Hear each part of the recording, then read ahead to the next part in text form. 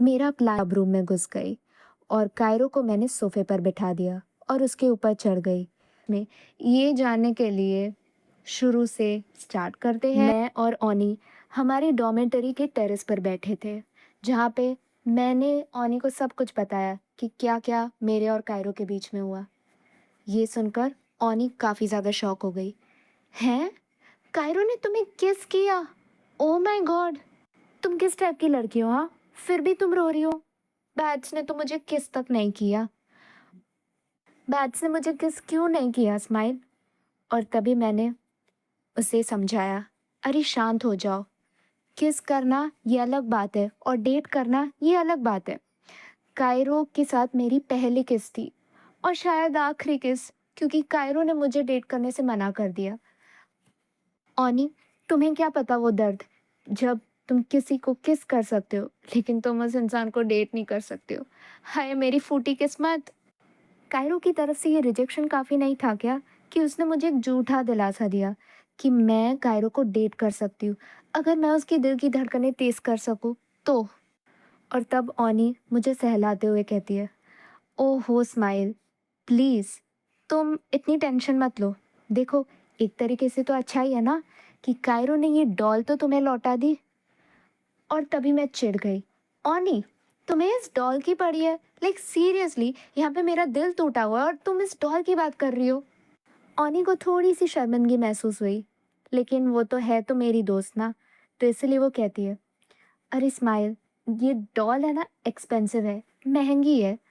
और तभी फिर मैंने डॉल फट से ओनी को दे दी और कहा, अच्छा ठीक है, ये तुम ले लो अपनी डॉल, और तुम्हें रिटर्न करना है तो रिटर्न कर लो, लेकिन मेरे पैसे वापस दो। और तभी फिर ओनी उस डॉल में से एक लीफलेट निकालती है और कहती है, अरे ये क्या है? जिसे देखकर मैं खुद शॉक हो जाती हूँ और मैंने उससे पूछा, एक सेकंड, ये लीफलेट तुम्हारे पास कहाँ से आया? और तभी फिर बाद में ओनी ने मुझे कहा कि कैंगरू की जो पाउच है ना, उसमें से ये लीफलेट उसे मिला। उसने पेपर मुझे दे दिया और मैं उस पेपर को पढ़ने लगी। बॉय फॉर रेंट, एक बॉय रेंटल सर्विस कंपनी जो किफ़ायती दाम में लड़कों को किराए पर देती है। हैं? क्या ऐसी चीज़ें असली दुनिया में एग्जिस्ट करती है? मुझे तो विश्वास ही नहीं हो रहा था। ये सुनकर ओनी, जो पूरा टाइम दुखी थी, वो अचानक से खुश हो जाती है। उसमें एक अलग तरीके से एनर्जी आ जाती है और वो बोलती है, ओह माय गॉड, ऐसी सर्विस होती है?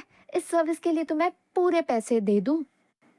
और तभी फिर ओनी कहती है, लेकिन मुझे ये समझ में नहीं आया कि ये लीफलेट इस पाउच में कैसे आया। और तब फिर मैंने ओनी को कहा, हो सकता है कि ये लीफलेट पहले से ही इस पाउच में हो। Oh my God! अच्छा है ये गिफ्ट कायरो ने नहीं ले लिया। अगर कायरो ने इस लीफलेट को देख लिया होता ना, तो वो मुझे एक नंबर का ठरकी समझता। हाश! कुछ तो अच्छा हुआ मेरे साथ। कैसी जगह से तुमने ये डॉल खरीदी है, हाँ ओनी? ये बहुत ही बुरी चीज़ है। और अब ये लीफलेट को मैं फेंक देती हूँ, एक काम करती हूँ।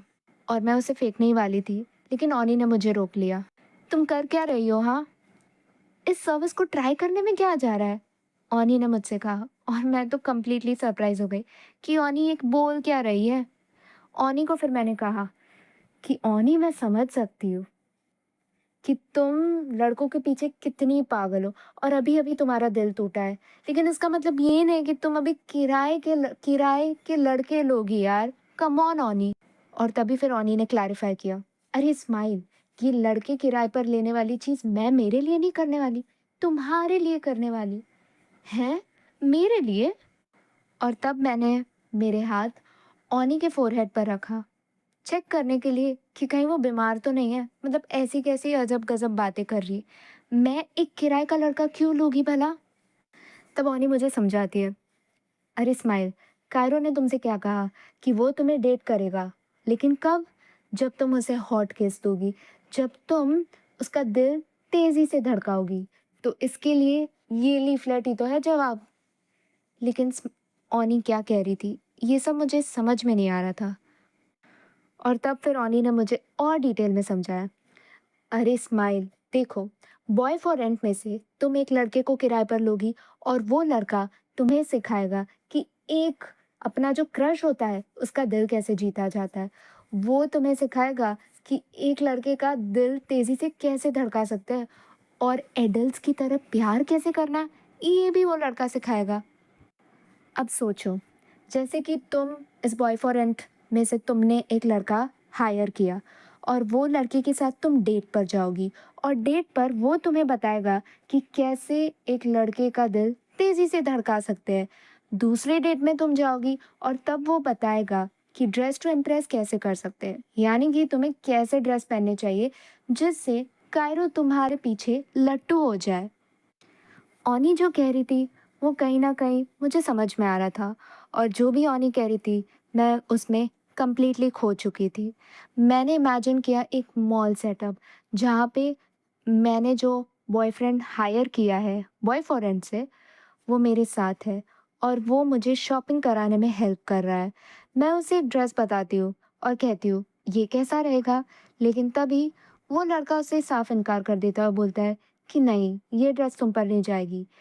वो थोड़ी आगे जाता है और फिर वो एक शॉर्ट्स निकालता है और कहता है, ये तुम पर जाएगा।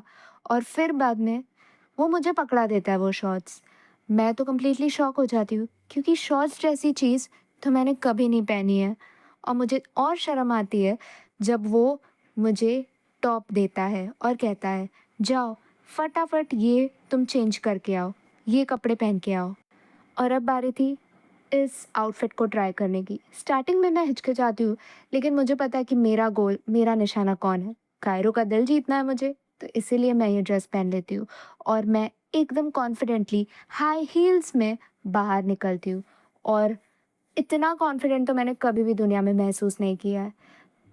ओनी जिस तरीके से कह रही है, वो सही है क्योंकि ओनी ने कहा कि मैं दुनिया की सबसे हॉटेस्ट लड़की बन जाऊँगी और सही में अगर मैं मेरे कपड़े, अगर मैं मेरा ड्रेसिंग सेंस बदल लूँ, तो दुनिया की हॉटेस्ट लड़की तो मुझे बनना ही है। एक ऐसी लड़की मैं बन जाऊँगी जिसे देखकर सबकी आँखें फटी की फटी रह जाएगी। सब मुझसे प्यार करना चाहेंगे। कोई भी मर्द मुझसे दूर नहीं हो पाएगा। वो मेरी तरफ खिंचा चला आएगा और फिर मैं कायरो के क्लब रूम में जाऊँगी, यूनिवर्सिटी वाला क्लब रूम, और उसे सोफ़े में बिठा दूँगी और मैं उस पर बैठ जाऊँगी और मुझे इस अवतार में देखकर कायरो कंप्लीटली शॉक हो जाएगा। वो चौंक कर मुझे पूछेगा कि स्माइल, तुम तो काफ़ी बदल गई हो। ऐसा लगता है जैसे कि मैं किसी और ही लड़की को देख रहा हूँ। ये तुम नहीं लग रही। और तभी फिर मैं कायरो को चुप करवाऊँगी। श्श, बातें कम और एक्शन ज़्यादा करना चाहिए। और फिर मैं कायरो को किस करने लग जाऊँगी और जो मैं कायरो के साथ करना चाहती थी, वो मैं फाइनली कर पाऊँगी। ओनी मुझे मेरे इमेजिनेशन वाली दुनिया से बाहर निकालते हुए पूछती है, बताओ कैसा है प्लान? एकदम परफेक्ट ना? तब मैंने ओनी को कहा, हाँ, तुम एकदम सही हो। बॉय फॉर रेंट से मैं एक प्रैक्टिस बॉयफ्रेंड हायर कर सकती हूँ, जो मुझे बताएगा कि मैं कायरो को कैसे सेड्यूस कर सकती हूँ। शायद मैं एकदम सेक्सी लड़की बन जाऊँगी, कायरो की टाइप की। इतना सेक्सी दिखूँगी मैं कि कायरो मेरे पीछे लट्टू हो जाएगा, दीवाना हो जाएगा मेरा। और तब ओनी कहती है, हाँ, वही तो मैं कह रही हूँ, इसीलिए ये सर्विस तुम्हें ट्राई ज़रूर करना चाहिए। और फिर बाद में मैंने उस लीफलेट में डिटेल्स पढ़ने की कोशिश की। इसमें लिखा गया है कि ये लीफलेट को बॉयज़ बार में लेके आना और इसमें एस्ट्रिक मार्क करके लिखा हुआ है कि ये लीफलेट जिसके पास है वही बॉय फॉर रेंट इस सर्विस को इस्तेमाल कर सकता है। और तभी फिर रोनी कहती है, बॉयज़ बार? ये बार का नाम मैंने कभी सुना नहीं है। क्या ये हमारे आसपास ही होगा क्या? और तब मैंने ओनी के साथ एग्री किया कि हाँ, मैंने भी इस बार के बारे में कभी सुना नहीं है। हम इतना बातों में एकदम डीपली हम खो चुके थे कि हमें रियलाइज़ नहीं हुआ कि हवा का झोंका आया और जो लीफलेट मैंने मेरे लैप में रखा था, वो उड़ के नीचे चला गया। ओनी तब मुझ पे चिल्लाती, स्माइल, ये क्या किया तुमने? देखो वो नीचे चला जा रहा है। अभी के अभी जाओ और उस लीफलेट को लेकर आओ, जल्दी। अगर वो लीफलेट तुम्हारे पास नहीं होगा ना, तो भले ना हमें बॉयज़ बार ही क्यों ना मिल जाए, लेकिन तुम इस सर्विस को इस्तेमाल नहीं कर पाओगी। उसमें साफ-साफ लिखा है ना कि ये लीफलेट तुम्हें बॉयज़ बार लेके जाना पड़ेगा। अभी के अभी जल्दी भागो, जल्दी। मैं जल्दी से दौड़ते दौड़ते नीचे आई, लेकिन वो लीफलेट मैंने किसी और के हाथ में पाया और उसने कहा,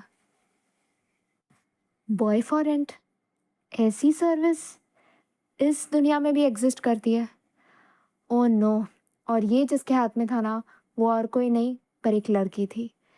अगर वो ये लीफलेट लेके गई तो मैं कैसे इस सर्विस को अवेल कर सकूँगी? तो क्या लगता है आप सभी को, क्या मैं वो लीफलेट उस लड़की के हाथ से ले पाऊँगी? क्या मैं कायरो का दिल सचमुच में रेस कर पाऊँगी? क्या मैं उसके दिल की धड़कनों को तेज़ कर पाऊँगी? कैसा लगा आपको ये एपिसोड? जानने के लिए अभी के अभी कमेंट कीजिए और आपको देखने मिलेगी मेरी एक गोल्डन सी जर्नी, जहाँ पे मैं एक नर्ड लड़की से दुनिया की सबसे हॉटेस्ट लड़की बनूँगी और कायरो को डेट करूँगी। जानना है आगे स्टोरी में क्या होता है? क्या है ये बॉय फॉर रेंट और किस तरीके से मैं मेरे पसंदीदा लड़के को हायर करूँगी एज अ प्रैक्टिस बॉयफ्रेंड? ये सब अगर आपको आगे जानना है तो आगे के एपिसोड में ये सब जो आपको इस वीडियो के पिन कमेंट में मिल जाएगा। So make sure to like, share and subscribe करो यार, ताकि मुझे मोटिवेशन मिले कि मैं और जल्दी से आप तक इस ऐसे ही वीडियोस पहुंचाती हूँ। ठीक है, तो अभी ध्यान रखिए और मिलते हैं नेक्स्ट वीडियो में, जो नीचे पिन कमेंट में है। जाओ जल्दी, बाय।